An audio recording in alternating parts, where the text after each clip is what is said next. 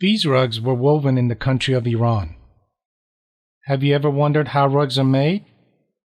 How can one tell where they're from? Growing up in Iran, rugs were all around me. The first time I was exposed to weaving was in my early teens while visiting my cousins in the city of Yazd. They were weaving a small rug to help pass the time over the summer. Those few hours of weaving with my cousins, I believe, sparked a fascination which I carry to this day. As fate would have it, I ended up working at a rug store while going through college in the United States. Learning how to work with rugs, from buying and selling to cleaning and restoration, has given me a unique view. My goal today is to help others better understand rugs. Now getting back to how to recognize rugs. Here's a piece I have woven to show you how even though the design and colors may be similar, the way rugs are woven is not evident unless you look at the back. Here's the picture of the back. Notice how the different rows show very different weave patterns. In the same way, each rug weaving region has their own way of weaving, which translates into a unique pattern recognizable from the back by the experts. Weavers follow traditions passed on through generations, as each new generation follows their methods faithfully. The first step in learning how to recognize rugs is to learn how they're made.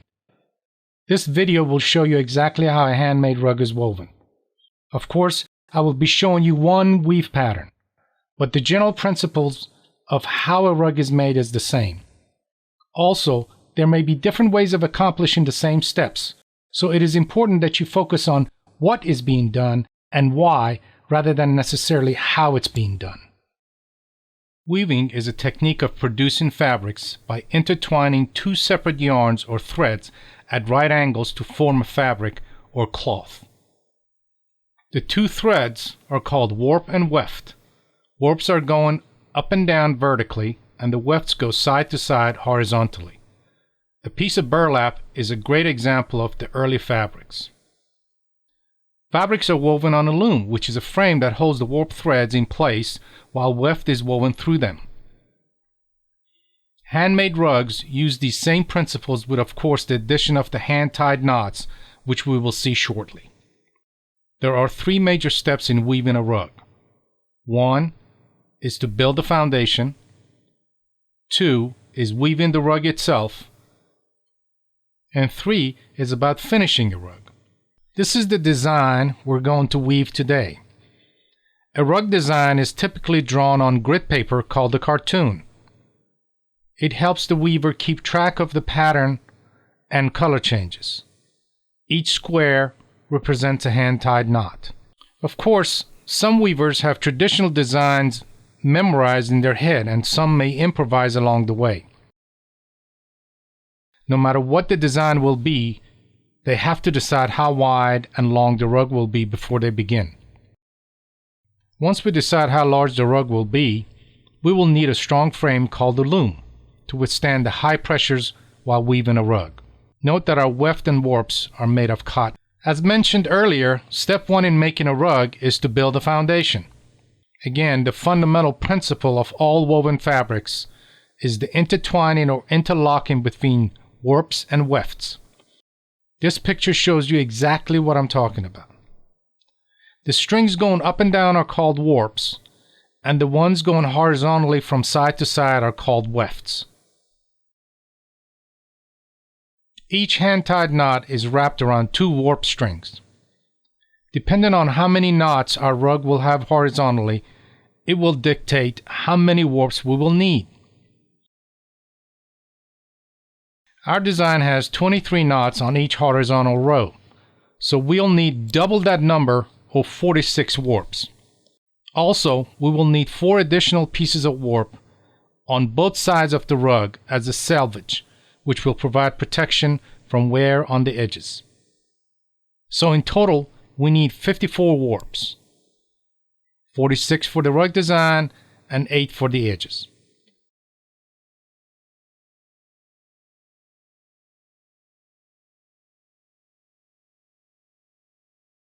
The warps will be under a lot of tension on the loom. It is critical to keep the warps under even tension to avoid issues while weaving. So what I'm doing is using a simple bottle of water to apply even pressure on each warp as I add it to the loom.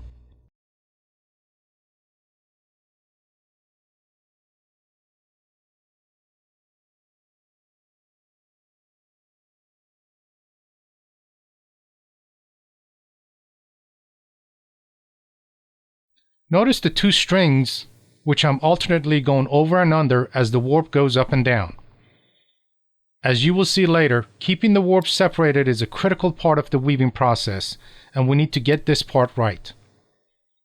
The reason will become obvious shortly.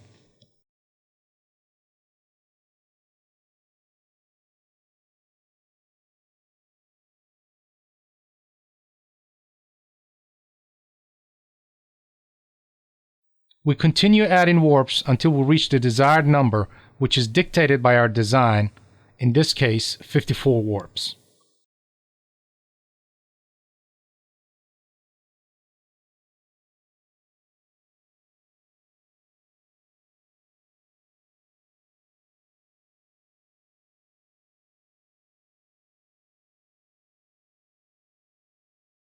We will also replace the two strings with two sticks to create two sheds. You will see why shortly. We are going to need a mechanism to help us with the intertwining of the warps and wefts. We will do this by using what's called a Herald Stick, or as it's called in Farsi, a kuji. It will keep the warps separated so the wefts can pass through them. To show you exactly how it works, I'm going to use a loom I've set up for that purpose. Here I'm using two colors of warps to help demonstrate this principle. As mentioned, each knot is wrapped around a pair of warps. So each pair of adjacent white and blue strings will be used to tie one knot consecutively across the loom. For this demonstration, the white warp will always be on the right and the blue warp will always be on the left. It is critical to ensure that all the right or white warps are on top of one shed stick, while all the left or blue warps are on top of the other. The Herald Stick or kuji will help us keep the white and blue strings separated so that the wefts will pass over and under every other warp on each row, creating the intertwining effect which helps keep everything securely in place once we take it off the loom. Here the larger piece of wood is added as a spacer. The reason will be evident shortly. As you can see, a piece of string is passed behind each blue warp and tied to the Herald Stick.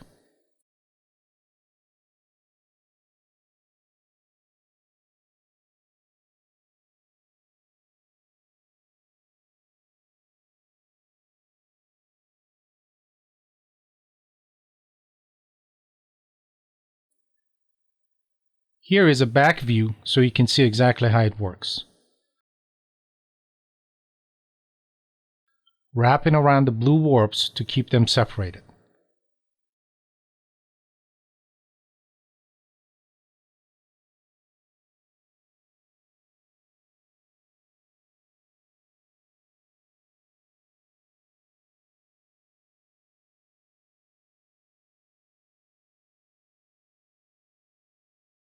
We're done once we've gone through all the blue warps. We will pull out the piece of wood, which as you can see has provided some extra space. The Herald Stick is then tied securely to the loom itself.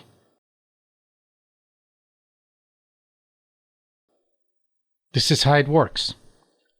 As the shed stick is pulled down, it forces all the white or right warps to be pushed forward. As you can see, this creates a gap called the shed through which a weft can be passed over the blue and under the white warps. In contrast, when the shed stick is pushed upward, it allows the blue or left warps to come forward and creates another shed where the weft can pass under the blue warps and over the white warps.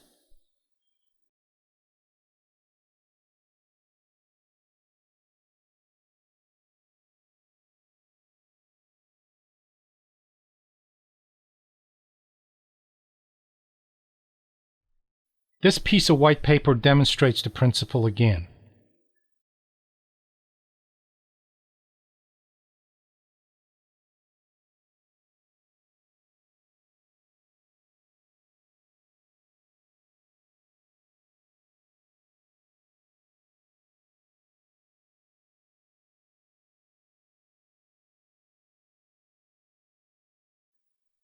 At this point, please focus on what needs to happen, which is a way for the weft to be passed through every other warp. There are different ways of accomplishing the same goal. Although simple, it is an ingenious way to keep the warps separated. We're continuing with step 1, which is building a foundation. Next step in building a foundation is securing the base for weaving. I will be adding sticks, which provides a strong footing to start weaving. Again, I'm using the kuji to help pass over and under the right and left warps, which will provide the secure interlock foundation.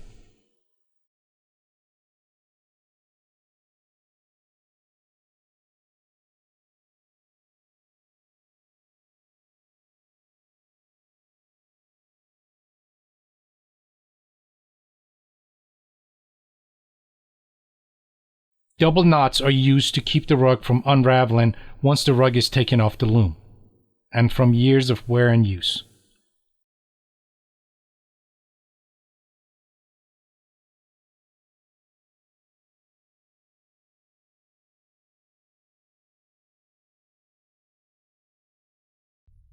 A string is wrapped around each pair of warps twice to make it secure. We will add 2 rows of the double knot.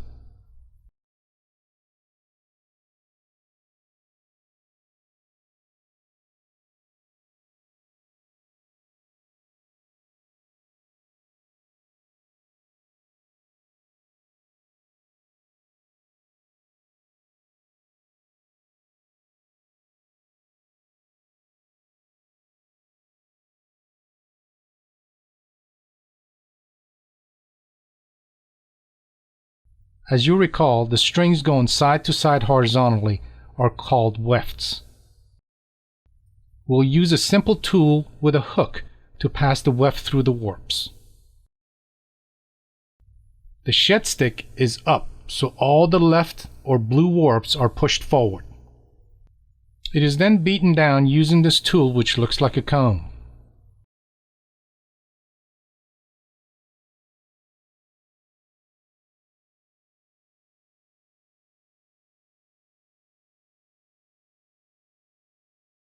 Next, the shed stick is pushed down, pushing all the right or white warps forward. We'll pass the weft through the warps and beat it down using the comb again.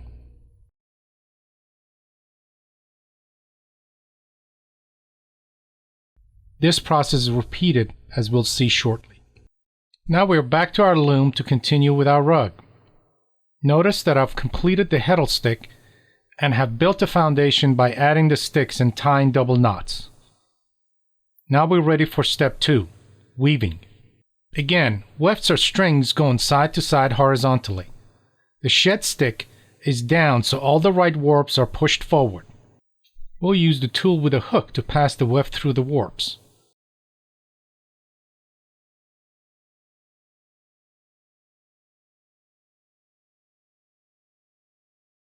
Then we'll beat it down using the tool, which looks like a comb. Care must be taken to make sure the weft is distributed evenly across the entire row. Next, the shed stick is up, so all the left warps are pushed forward. At the other end, the weft is wrapped around the selvage and ready for the next row. This time we'll pass the weft going from left to right. We will continue until we've added several wefts. The rows of wefts are added both for aesthetic reasons, also it helps keep the knots secure. The several rows of wefts is called a colleen.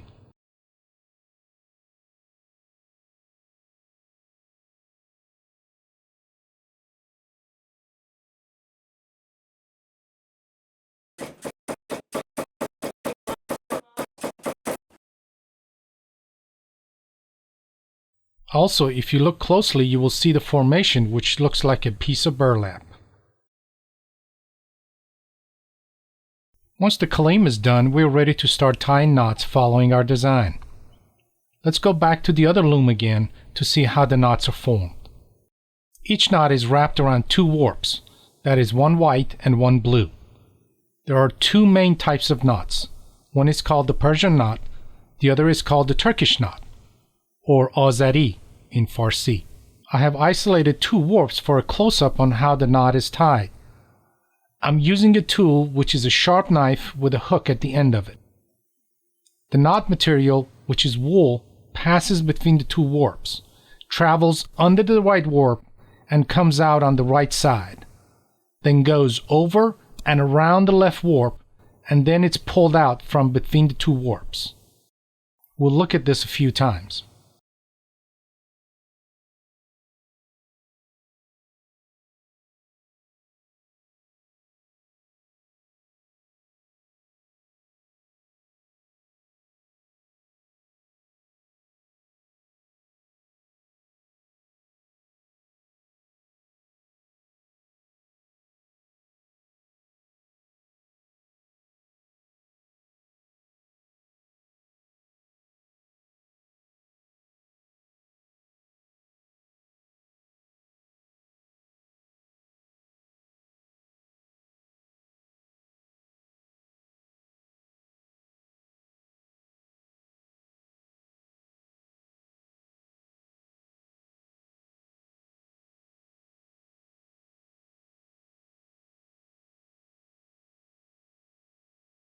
We're back again to our loom to begin weaving.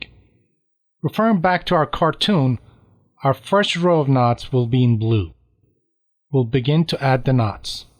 I have marked a few of the left warps in blue as a reference from the other loom. We'll begin to add the knots.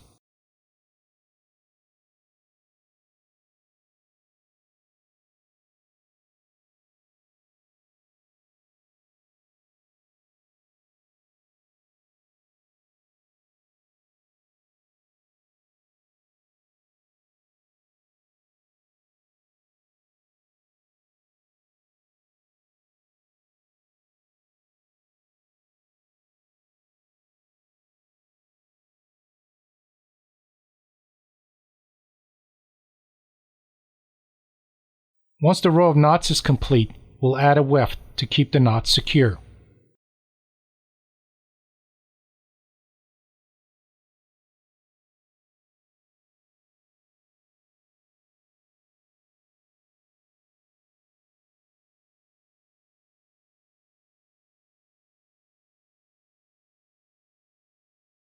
Notice that the interlocking of the warp and wefts will keep the entire row secure as we build up, one row at a time.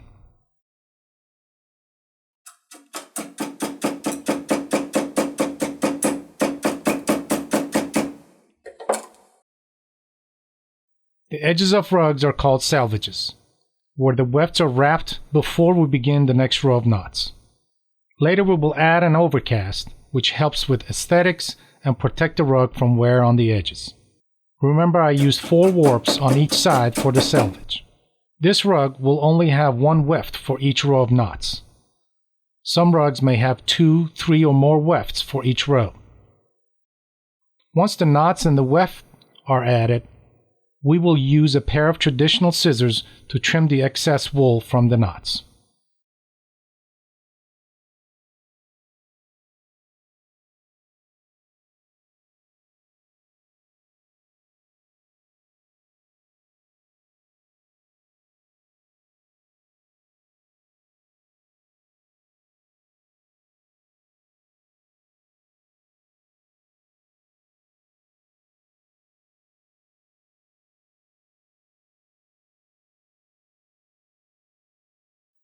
I have just completed the second row and I'm adding the weft.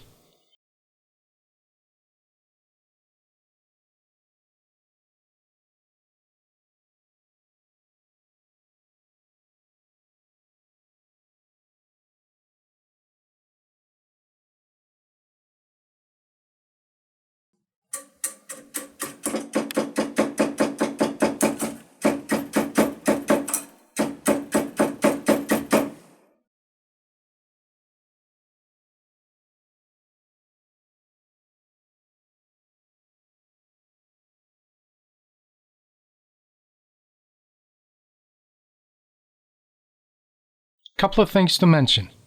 I'm using a simple jig to keep a constant length on the pile as I trim each row of knots. I'm also using a different pair of scissors, which is more comfortable for my hands. Again, please focus on what needs to happen rather than how it's being done. Meaning, we need a way to keep the pile trimmed as evenly as possible, which will help in the end as we finish the rug. Also, the more comfortable the weaver's hand, the faster the weaving process. I've completed 2 rows. Here's the back of the loom to help you see a different view of the knots as they're being added.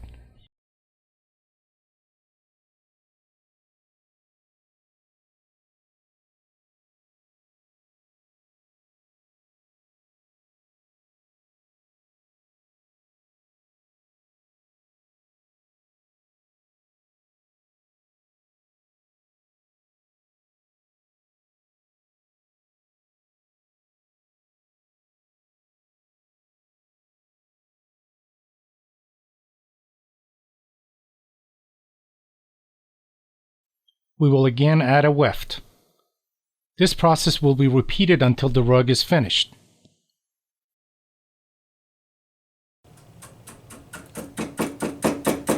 Pay attention to a weave pattern developing on the back of the rug as we continue to add rows of knots.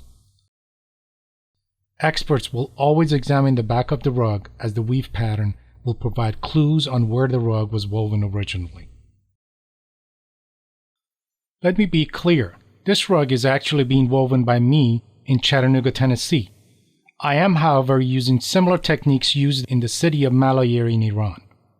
Although this rug is not made to exacting measures, actual rugs woven in this city all have similar weave patterns on the back, which is recognizable by experts.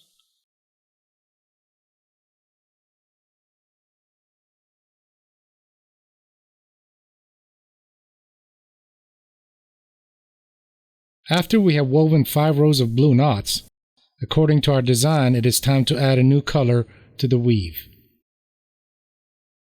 We will need 3 blue knots on either end and the rest will be red.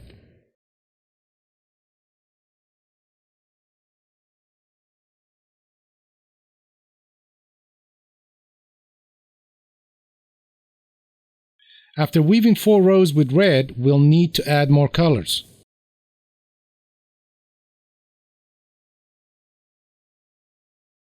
We will count the knots accordingly each time and add the knots in appropriate areas.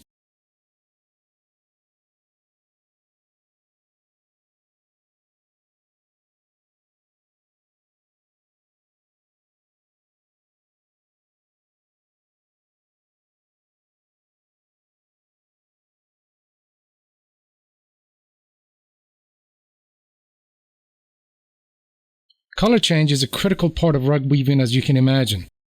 A weaver is making constant decisions on what colors to use and where. The more complicated the design, the more complex the decision-making process becomes. One of the differences in Persian rugs made in Iran versus rugs made in other areas is the variety of colors used and the harmony displayed in the final product.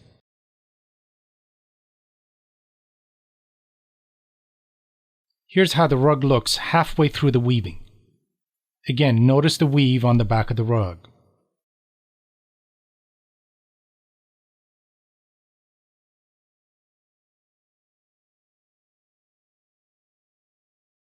Here is a picture of the completed rug.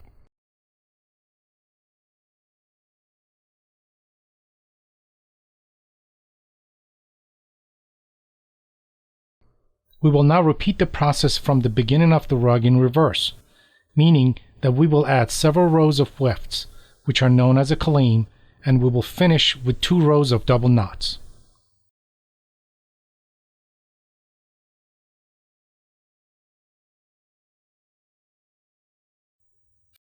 The rug gets cut off the loom to complete the final steps.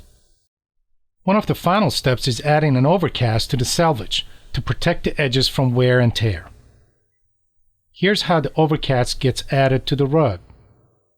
A piece of wool, typically matching the edge color, is wrapped around the selvage using a needle.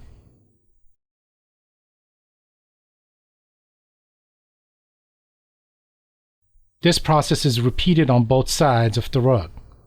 Next step is trimming the pile to the desired length. It is then washed and dried. Finally, the warp strings are trimmed on each end, which will become the fringe. How long the fringe is will depend on the weaver or the tradition in each weaving areas. Here's the final piece. Just a couple of points. Please notice from the back of the rug, each hand-tied knot is represented by 2 nodes. This is not the case for all rugs. You may want to pause the video for a closer look.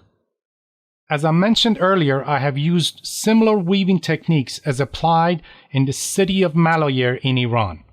Here's a picture of an old Maloyer rug. Feel free to pause the video. Although one is brand new and the other about 80 years old, can you see similarities in the weave pattern from the back? How about now? I have included a rug from Hamadan. Just like Maloyer, it uses 1 weft, and from the back, 2 nodes represent 1 knot. Can you see how our rug and the Maloyer share many similarities as compared to the Hamadan? This is what I've been talking about. The weave pattern, which appears in the back of the rug, is consistent in each weaving area. It is my goal to help rug enthusiasts around the world to better understand these patterns. There are many techniques and weave patterns which have developed over the centuries in different rug making regions. The country of Iran has made the most significant contributions in weaving, designs, and quality. In general, some of the best rugs in the world have been made by Iranians over the centuries. This is not intended to undermine other wonderful weavers all over the world. It is, however, a recognition of the sheer volume of beauty and quality produced by Iranian weavers over the centuries. Although both experience and time are required to begin recognizing these patterns, having an expert in your corner will go a long way to help. Find an established dealer in your area and you will be well on your way to finding what types of rugs and designs appeal to you and begin enjoying a lifelong fascination with handmade rugs. At this point, you have seen all the major steps in weaving a rug. Of course, there are variations of these techniques. However, the principle of what needs to happen, meaning building a foundation, weaving and finishing the rugs, remains the same. I hope that you have found this video helpful in better understanding the process of weaving a handmade rug.